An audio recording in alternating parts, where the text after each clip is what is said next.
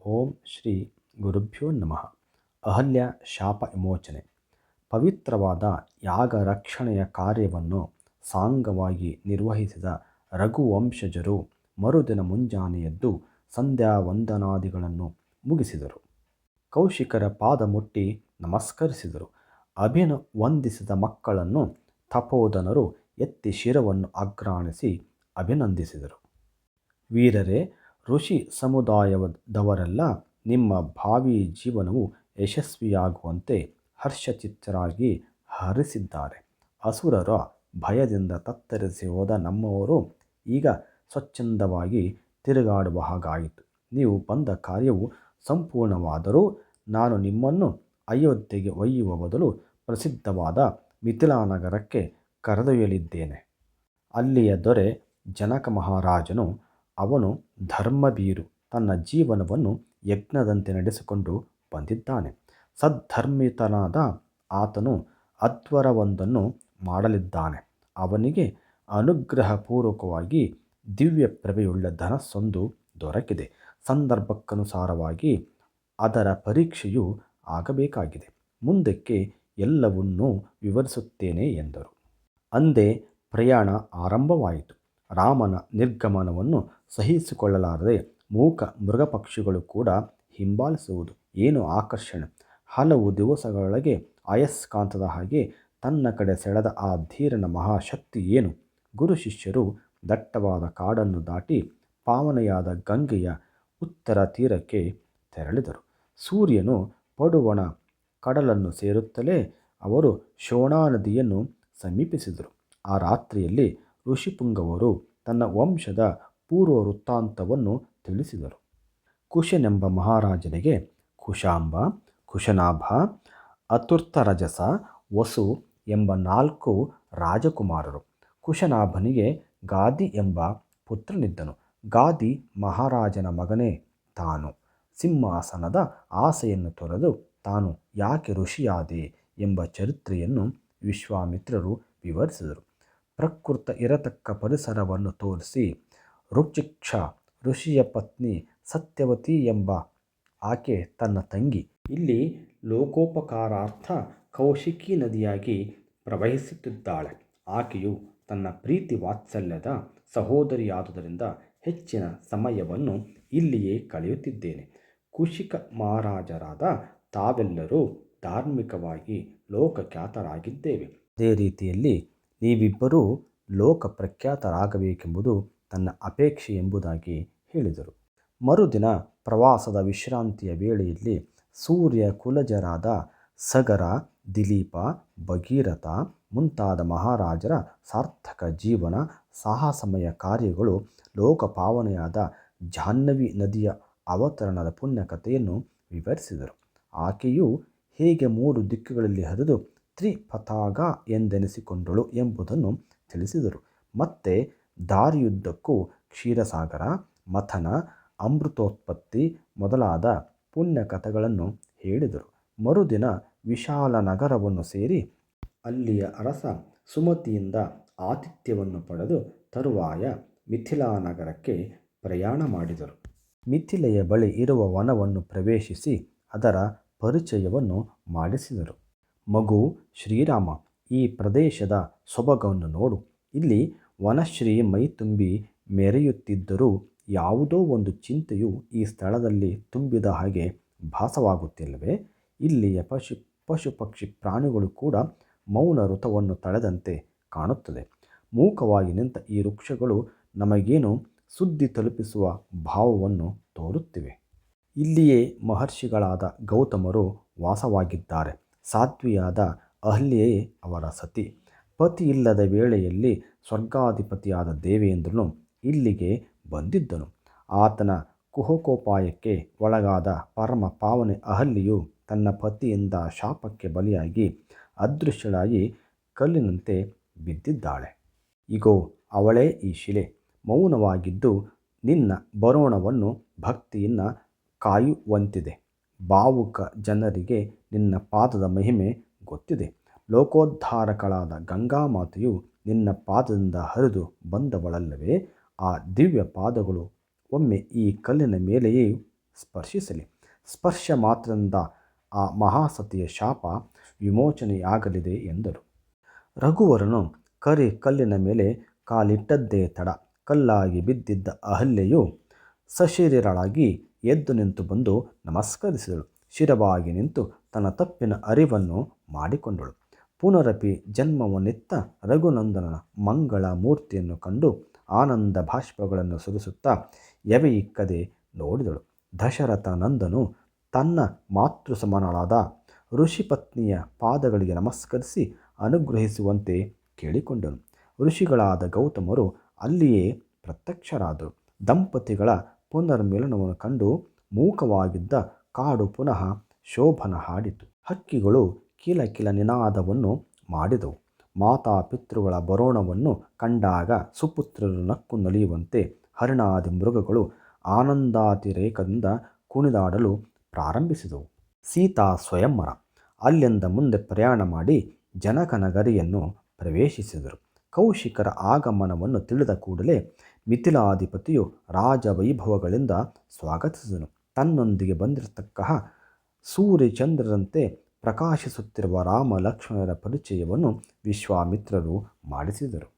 ಈ ಸುಕುಮಾರರು ಪರಾಕ್ರಮದಲ್ಲಿ ಕೈಲಾಸಾಧಿಪತಿ ರುದ್ರದೇವರನ್ನೇ ಮೀರಿಸಬಲ್ಲರು. ರೂಪದಲ್ಲಿ ಅಶ್ವಿನಿ ದೇವತೆಗಳಿಗೆ ಸರಿ. ಈಗಾಗಲೇ 16 ಸಂವತ್ಸರ ದಾಟದಿದ್ದರೂ ಅಣಿಮಾದಿ ಅಷ್ಟಸಿದ್ಧಿಗಳಿಂದ ದುಷ್ಟಶಕ್ತಿಯನ್ನು ಪ್ರದರ್ಶಿಸುತ್ತಿದ್ದ ಸುಬಾಹು, ತಾಟಕ, ಮಾರೀಚರನ್ನು ಸೋಲಿಸಿ ಸಿದ್ಧಾಶ್ರಮಕ್ಕೆ ಶಾಂತಿಯನ್ನು ತಂದಿದ್ದಾರೆ. ರಾಮನು ಮಹಾಸತಿ ಅಹಲ್ಯೆಯ ಉದ್ಧಾರ ಮಾಡಿದ್ದಾನೆ. ಇವರು ಜಗದ್ವಿಖ್ಯಾತರಾದ ಸೂರ್ಯವಂಶದ ಕುಡಿಗಳು. ರಾಜ ದಶರಥ ಚಕ್ರವರ್ತಿಯ ಮೋಹದ ಕುವರರು. ರಾಮನನ್ನು ಹೊಗಳಿದಷ್ಟು ವಿಶ್ವಾಮಿತ್ರರಿಗೆ ಸಾಕಾಗಲಿಲ್ಲ. ಲೌಕಿಕ ಸುಖವನ್ನು ತ್ಯಜಿಸಿ ಅರಣ್ಯವನ್ನು ಹೊಕ್ಕು ಏಕೋಧ್ಯಾನದಿಂದ ತಪಸ್ಸು ಮಾಡುವ ಯೋಗಿಗಳ ಮನಸ್ಸಿನಲ್ಲಿ ರಮಿಸತಕ್ಕವನಲ್ಲವೇ ಶ್ರೀರಾಮ. ಸೀತೆಯ ಸ್ವಯಂವರಕ್ಕೆ ಎಲ್ಲ ಏರ್ಪಾಡುಗಳು ಮಾಡಲ್ಪಟ್ಟಿದ್ದವು. ರಾಜನ ಮಗಳ ಮದುವೆಯ ವ್ಯವಸ್ಥೆಯಿಂದಾದ ಮೇಲೆ ಕೇಳಬೇಕೇ.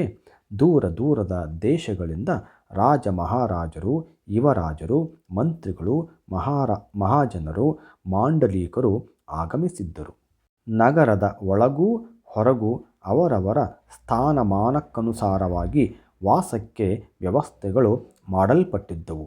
ಜನಕ ಸುತೆಯ ವಿವಾಹ ವ್ಯವಸ್ಥೆಯನ್ನು ವೀಕ್ಷಿಸಲು ಬಂದ 4 ವರ್ಣದವರಿಗೆ ಅವರವರ ಪದ್ಧತಿಯಂತೆ ಆಸನ, ವಸನ, ಪಾನೀಯಗಳ ಮೇಲ್ವಿಚಾರಣೆಯನ್ನು ಅಧಿಕಾರಿಗಳು ನೋಡಿಕೊಳ್ಳುತ್ತಿದ್ದರು. ಜಾನಕಿಯ ವಿವಾಹದ ಸಡಗರ ಸಂಭ್ರಮಗಳನ್ನು ವಿವರಿಸಲು ಅಸದಳವಾಗಿತ್ತು. ಜನಕನ ರಾಜ್ಯವು ಭೂದೇವಿಯ ಕಂಠದಲ್ಲಿರತಕ್ಕ ನವರತ್ನ ಮಾಲಿಕೆಯಂತೆ ಕಾಣುತ್ತಿತ್ತು. 2 ಯೋಜನ ವಿಸ್ತೀರ್ಣವಿದ್ದ ಸ್ವಯಂವರ ಮಂಟಪವು ಚಿನ್ನದ ಶ್ರೀಗಂಧದ ಕಂಬಗಳಿಂದ, ಅಮೃತಶಿಲೆಯ ನೆಲಗೋಡೆಗಳಿಂದ, ರತ್ನದ ಜಾಲರಿಗಳಿಂದ ಅಲಂಕೃತವಾಗಿತ್ತು. ಆ ಮಂಟಪದೊಳಗೆ ನೆರೆದ ಭೂಭುಜರ ಶಕ್ತಿಯನ್ನು ಓರೆಗಲ್ಲಿಗೆ ತಿಕ್ಕಿ ನೋಡಲು ಪಣವಾಗಿಟ್ಟ ರುದ್ರದತ್ತ ಶಿವಧನಸ್ಸು ಬುಸುಗುಟ್ಟುವ ಸರ್ಪದಂತೆ ಆ ಮಂಟಪದೊಳಗೆ ಕಾಣಿಸಿ ವಿಜೃಂಭಿಸುತ್ತಿತ್ತು. ಅದನ್ನು ವಿವಿಧ ಪುಷ್ಪಮಾಲೆಗಳಿಂದ ಶೃಂಗರಿಸಿದ್ದರು. ಯೋಜಿತವಾದ ದಿನದಂದು ಬೆಳಗ್ಗೆ ಸಕಲರು ಸಭಾಮಂಟಪವನ್ನು ಪ್ರವೇಶಿಸಿದರು. ಮಹಾರಾಜನ ಅಭೀಷ್ಟದಂತೆ ಆತನ ಸಹೋದರ ಕುಶಧ್ವಜನು ಸೀತೆಯನ್ನು ಕರೆತರಲು ಹೋದನು. ಪ್ರಕೃತಿ ದೇವಿಯ ಸುಕುಮಾರಿ ಜಾನಕಿಯ ಅಂದ ಚಂದವನ್ನು ವರ್ಣಿಸಲು ಅಸದಳ.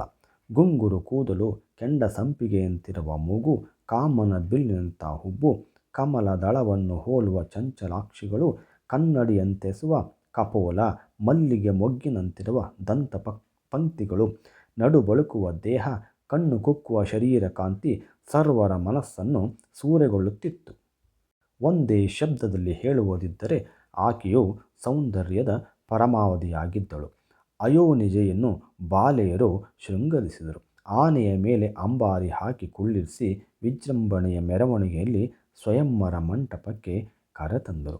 ಮಂಗಳಾಂಗಿಯರು ಚಿನ್ನದ ಹರಿವಾಣದಲ್ಲಿ ಪನ್ನೀರು ದಾನಿ ಸುಗಂಧ ದ್ರವ್ಯಗಳನ್ನು ಇರಿಸಿಕೊಂಡು ಹಿಂಬಾಲಿಸಿದರು. ಕೊರಳಲ್ಲಿ ಮುತ್ತಿನ ಹಾರ, ವಜ್ರ ವೈಡೂರ್ಯಗಳ ಬೆಂಡೋಲೆ, ರತ್ನ ಖಚಿತ ಬಂಗಾರದ ಪಟ್ಟಿ, ಕಾಲುಗೆಜ್ಜೆಯನ್ನು ಧರಿಸಿಕೊಂಡ ಕನ್ಯೆಯರು ಸೀತಾದೇವಿಗೆ ಚಾಮರದಿಂದ ಗಾಳಿ ಬೀಸುತ್ತಿದ್ದರು. ಮಂದಗಮನೆಯರ ಮಂದ ನಡಿಗೆಯು ಕಾಮುಕರ ಹೃದಯಕ್ಕೆ ಮನ್ಮಥ ಬಾಣಗಳಿಂದ ತಿವಿದಂತೆ ಮಾಡುತ್ತಿತ್ತು. ರಾಜನ ಸಹೋದರನು ಸೀತೆಗೆ ಸಭಾಮಂಟಪದಲ್ಲಿ ಅತಿಥಿಗಳನ್ನು ಪರಿಚಯಿಸುತ್ತಾ, ಸೀತಾ, ನಿನ್ನನ್ನು ವರಿಸಲು ಆಶೀರ್ವದಿಸಲು ಸಕಲ ರಾಜ್ಯಗಳಿಂದಲೂ ರಾಜ ಮಹಾರಾಜರು ಬಂದಿದ್ದಾರೆ.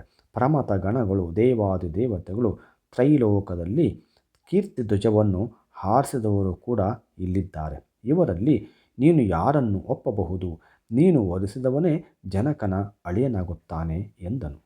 ಒಬ್ಬರನ್ನೊಬ್ಬರು ನೋಡುತ್ತಿದ್ದಂತೆಯೇ ರಾಜನು ಪುನಃ ಡಂಗೂರ ಸಾರಿಸಿದನು. ಶಿವಧನಸ್ಸನ್ನು ಭಂಗಿಸುವುದೇ ಸೀತೆಯನ್ನು ವಿವಾಹವಾಗಲು ಇಟ್ಟಿರುವ ಪಣ ಎಂದು ಪ್ರಕಟಿಸಿದನು.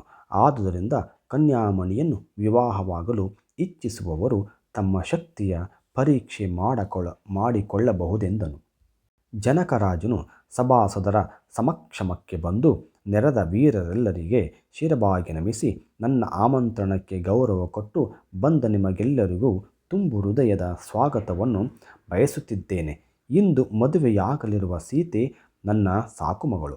ಆಕೆಯ ಹೆಸರೇ ಸೂಚಿಸುವಂತೆ ಯಜ್ಞಾರ್ಥವಾಗಿ ನಾನು ಭೂಮಿಯನ್ನು ಉಳುವಾಗ ನೇಗಿಲ ತುದಿಗೆ ತಾಗಿದ ಪೆಟ್ಟಿಗೆಯೊಂದನ್ನು ಕಂಡೆ. ಪ್ರಕೃತಿಯು ತನ್ನ ಮಡಿಲಲ್ಲಿ ಇಟ್ಟುಕೊಂಡಿದ್ದ ಪೆಟ್ಟಿಗೆಯನ್ನು ತೆರೆದು ನೋಡಿದಾಗ ಕಂಡದ್ದೇನು? ಉಭಯ ಕುಶಲೋದ್ಧಾರ ಮಾಡಲಿರುವ ಹೆಣ್ಣು ಶಿಶು. ಅವಳೇ ಈ ಜಾನಕಿ. ನನ್ನ ಹೊಟ್ಟೆಯಲ್ಲಿ ಹುಟ್ಟಿದ ಮಗಳಂತೆ ಸಾಕಿದ್ದೇನೆ. ಇವಳನ್ನು ಪಾಣಿಗ್ರಹಣ ಮಾಡಿಕೊಡಲು ಪರಾಕ್ರಮವನ್ನು ಪಣವಾಗಿ ಇಟ್ಟಿದ್ದೇನೆ. ಇಲ್ಲಿರತಕ್ಕ ಧನಸ್ಸು ಲೋಕವಿಖ್ಯಾತ ಶಿವಧನಸ್ಸು. ಹರನಿಂದ ಕೊಡಲ್ಪಟ್ಟ ಈ ಧನಸ್ಸನ್ನು ನಮ್ಮ ಪೂರ್ವಜರಾದ ನಿಮಿ, ಸೋಮ ಮುಂತಾದ ಅರಸರು ಪೂಜಿಸಿ ಇದರಲ್ಲಿ ದಿವ್ಯತೆಯನ್ನು ಭವ್ಯತೆಯನ್ನು ಕಂಡಿದ್ದಾರೆ. ಯಾವಾತನು ಇದನ್ನು ಎತ್ತಿ ಶರಸಂಧಾನ ಮಾಡಬಲ್ಲನೋ ಆ ವೀರನಿಗೆ ಅವನೀಜೆಯನ್ನು ಕೊಡಲಿದ್ದೇನೆ ಎಂದು ನಮ್ರವಾಗಿ ವಿವರಿಸಿದನು. ರಾಜನ ಮಾತುಗಳು ಮುಗಿದುದೇ ತಡ ಒಬ್ಬರ ಹಿಂದೊಬ್ಬರು ಭೂಮಿ ಸುತೆಯನ್ನು ತನ್ನ ಭಾರ್ಯನ್ನಾಗಿ ಮಾಡಿಕೊಳ್ಳಬೇಕೆಂಬ ಉತ್ಸಾಹದಿಂದ ಬಿಲ್ಲನ್ನು ಎತ್ತಲು ಮುಂದೆ ಬಂದರು. ಆದರೆ ನಿರಾಸೆ ಮಾತ್ರ ಅವರನ್ನು ಕಾದಿತ್ತು. ಮೇಲೆತ್ತುವ ಮಾತಂತಿರಲಿ, ಆ ಮಹಾಧನಸ್ಸನ್ನು ಅವರ ಕೈಯಿಂದ ಅಲುಗಾಡಿಸಲು ಆಗಲಿಲ್ಲ. ಲಾಳ, ಚೋಳ, ಪಾಂಚಾಲ, ಕಳಿಂಗ, ನೇಪಾಳ, ಬಾಯ್ಲಿಕ, ಪಾಂಡ್ಯ, ಸಿಂಧು ಮೊದಲಾದ ರಾಜರೆಲ್ಲರೂ ಜಯಶೀಲರಾಗದೆ ಅಲ್ಲಿ ಸೇರಿದ ವನಿತೆಯರ ಅಪಹಾಸ್ಯಕ್ಕೆ ಒಳಗಾಗುವಂತಾಯಿತು. ವಿಕ್ರಮದ ಪಣವನ್ನು ತಿಳಿದು ಲಂಕೇಶ್ವರನು ಆಮಂತ್ರಣವಿಲ್ಲದಿದ್ದರೂ ಅಲ್ಲಿಗೆ ಬಂದಿದ್ದನು. ಮೀಸೆ ತಿರುಹಿ ದಿಟ್ಟ ಹೆಜ್ಜೆಗಳನ್ನಿಟ್ಟು ತನ್ನ ಭುಜವನ್ನು ಚಪ್ಪರಿಸಿಕೊಂಡು ಅಟ್ಟಹಾಸದಿಂದ ಶಿವಧನಸ್ಸಿನ ಬಳಿ ಸಾರಿದನು. ಬೆನ್ನು ಬಗ್ಗಿಸಿ ಎರಡು ಕೈಗಳನ್ನು ಚಾಚಿ ತನ್ನಲ್ಲಿರುವ ಸರ್ವಶಕ್ತಿಯನ್ನು ಹಾಕಿ ಎತ್ತಲು ಪ್ರಯತ್ನಿಸಿದನು. ಬಿಲ್ಲು ಮಿಸುಕಾಡದು. ಸೋತು ಸುಣ್ಣವಾದನು. ಕಟ್ಟ ಕಡೆಯ ಪ್ರಯತ್ನ ಮಾಡೋಣ ಅನ್ನುತ್ತಾ ಪುನಃ ಕೈ ಹಾಕಿದನು. ಪಾಪ, ಅಲ್ಲಿಯೇ ಬಿದ್ದು ಪ್ರಾಣ ಬಿಟ್ಟನು. ಮೀಸೆಗೆ ಮಣ್ಣಾದರೂ ಏನೇನು ಆಗದವನಂತೆ ನಟಿಸಿ ಕಳ್ಳನಂತೆ ಮುಖ ತಿರುಗಿಸಿ ಹಿಂದೆ ಬಂದನು. ಸೇರಿದ ಚಪಲೆಯರು ತಮ್ಮ ರಾಜಕುಮಾರಿಯನ್ನು ಮದುವೆಯಾಗಲು ಬಂದವನ ಮುಸುಡನ್ನು ನೋಡಿ ಎಂದು ಕೈ ಚಪ್ಪಾಳೆ ತಟ್ಟಿ ಹಾಸ್ಯ ಮಾಡಿದರು. ರಾವಣನು ಸ್ತ್ರೀ ಸಮೂಹವನ್ನು ಎವೆಯಿಕ್ಕದೆ ನೋಡಿ ಗೆದ್ದುಕೊಂಡು ಹೋಗಲಾಗದಿದ್ದರೂ ಸಂದರ್ಭ ಸಿಕ್ಕಿದಾಗ ಕದ್ದುಕೊಂಡು ಹೋಗುತ್ತೇನೆ, ಸಮಯ ಬರಲಿ ಎನ್ನುತ್ತಾ ಸಭಾಭವನವನ್ನು ಬಿಟ್ಟು ತೆರಳಿದನು. ದಶಕಂಠನ ಪರಾಕ್ರಮವನ್ನು ತಿಳಿದ ಸಭಿಕರು ಮೂರು ಲೋಕದ ಗಂಡು ಗಲಿ ಎನಿಸಿದ ರಾವಣೇಶ್ವರನೇ ಸೋತನೆಂದರೆ ಮತ್ತಾರೋ ವೀರರಿರುವರು ಎಂದು ತಮ್ಮೊಳಗೆ ಪಿಸುಗುಟ್ಟಿದರು. ದಶಕಂಠನ ಅವಮಾನಕರ ಸೋಲು ಜನಕರಾಜನ ಮುಖದಲ್ಲಿ ಹರ್ಷ ಮೂಡುವಂತೆ ಮಾಡಿತು. ಇನ್ನು ಯಾರು ಸೀತೆಯನ್ನು ವರಿಸತಕ್ಕವನಾಗಿ ಪ್ರಸೂತ ವೀರರವರು ಎಂಬುದಾಗಿ ಸರ್ವರೂ ಚಿಂತಿಸುತ್ತಿರಲು ಮಹರ್ಷಿ ವಿಶ್ವಾಮಿತ್ರರು ತನ್ನ ಪ್ರಿಯ ಶಿಷ್ಯನಾದ ರಾಮನ ನೋಡಿ ಕಣ್ಣು ಸನ್ನೆಯಿಂದ ಏಳುವಂತೆ ತಿಳಿಸಿ ಧನಸ್ಸಿನ ಪರೀಕ್ಷೆಗೆ ಆಶೀರ್ವದಿಸಿದರು. ಮೋಡಗಳ ಎಡೆಯಿಂದ ಧಾವಿಸಿ ಬರುವ ರವಿಯಂತೆ ರಾಜೀವನೇತ್ರನು ಎದ್ದು ನಿಂತನು. ಸಭೆಯಲ್ಲಿ ಉಪಸ್ಥಿತರಿದ್ದ ಕವಿಗಳು, ಸಾಹಿತಿಗಳು ಸಮುದ್ರ ಮಥನ ಕಾಲದಲ್ಲಿ ಕ್ಷೀರಸಾಗರದಿಂದ ಎದ್ದು ಬಂದ ಅಮೃತ ಪಾತ್ರೆ ಇದು ಎಂಬಂತೆ ವರ್ಣಿಸಲಾರಂಭಿಸಿದರು. ಸಭಾ ಮಧ್ಯಕ್ಕೆ ಬಂದ ರಘುವಂಶ ಲಲಾಮನು ವೀಕ್ಷಿಸುವವರ ಭಾವಕ್ಕೆ ತಕ್ಕಂತೆ ಕಾಣುತ್ತಿದ್ದನು. ಎಲ್ಲರ ದೃಷ್ಟಿಯು ರಾಮನತ್ತ. ಆದರೆ ಶ್ರೀರಾಮನ ದೃಷ್ಟಿ ಶಿವಧನಸ್ಸಿನತ್ತ. ಮಾತಾಪಿತೃಗಳಿಗೆ ಗುರುಹಿರಿಗೆ ಮನಸಾ ವಂದಿಸಿ ಋಷಿ ಪುಂಗವರಾದ ವಿಶ್ವಾಮಿತ್ರ ವಸಿಷ್ಠರಿಗೆ ಭಕ್ತಿಯಿಂದ ನಮಿಸಿ ಧನಸ್ಸನ್ನು ಮುಟ್ಟಿದನು. ಕಬ್ಬಿನ ರಾಶಿ ಸಲಗಕ್ಕೆ ಗಣ್ಯವೇ, ತಿಮಿರದ ರಾಶಿ ರವಿಗೆ ಲೆಕ್ಕವೇ, ಬಾಳೆಯ ಗಿಡವನ್ನು ಆನೆಯ ಸೊಂಡಿಲಿನಿಂದ ಲೀಲಾಜಾಲವಾಗಿ ಉರುಳಿಸುವಂತೆ ವೀರ ಸುಪುತ್ರ ಜಗದೇಕ ವೀರ ಶ್ರೀರಾಮನು ಶಿವಧನಸ್ಸನ್ನು ಎತ್ತಿ ಆಕರ್ಷಣಾಂತವಾಗಿ ಸೆಳೆದ ಕೂಡಲೇ ನೀಟಿಲೆಂದು ಮುರಿದು ಬಿತ್ತು. ಏನಾಶ್ಚರ್ಯ! ತ್ರಿಭುವನದಲ್ಲಣನಾದ ದಶವದನನಿಗೆ 1 ಅಂಗುಲ ಎತ್ತರಕ್ಕೆ ಎತ್ತಲಾಗದ ಬಿಲ್ಲು ರಾಮನ ಹಸ್ತದಲ್ಲಿ ಅನಾಯಾಸವಾಗಿ ಮುರಿಯಲ್ಪಟ್ಟಿತು. ಜನಸ್ತೋಮ ಬೆರಗಾಯಿತು. ಸರ್ವರೂ ಆಶ್ಚರ್ಯಚಕಿತರಾದರು. ಇವನು ಮಾನವನಲ್ಲ, ಮಾನವ ರೂಪದಲ್ಲಿ ಕಾಣಿಸಿಕೊಂಡ ಪುರುಷೋತ್ತಮನು ಎಂದು ಸ್ತುತಿಸಿದರು. ಪುಷ್ಪವೃಷ್ಟಿಯಾಯಿತು. ಕೌಶಿಕನ ಸಂತೋಷಕ್ಕೆ ಪಾರವೇ ಇಲ್ಲ. ಆಕಾಶ ಪಥದಲ್ಲಿ ನಿಂತು ಅಮರರು ಸ್ವಸ್ತಿ ವಾಚನಗೈದರು. ಸೀತೆಯು ಭಾವ ಪುಳಕಿತಳಾಗಿ ಲಜ್ಜೆಯಿಂದ ಮೆಲ್ಲನೆ ಹೆಜ್ಜೆ ಇಡುತ್ತಾ ಮುಂದೆ ಬಂದು ಕತ್ತನ್ನು ಬಗ್ಗಿಸಿ ಕೈಯಲ್ಲಿ ಹಿಡಿದ ಮಂದಾರ ಪುಷ್ಪ ಮಾಲಿಕೆಯನ್ನು ತನ್ನ ಒಲವಿನ ನಲ್ಲ ರಾಘವನಿಗೆ ಒಲಿದು ಹಾಕಿದಳು.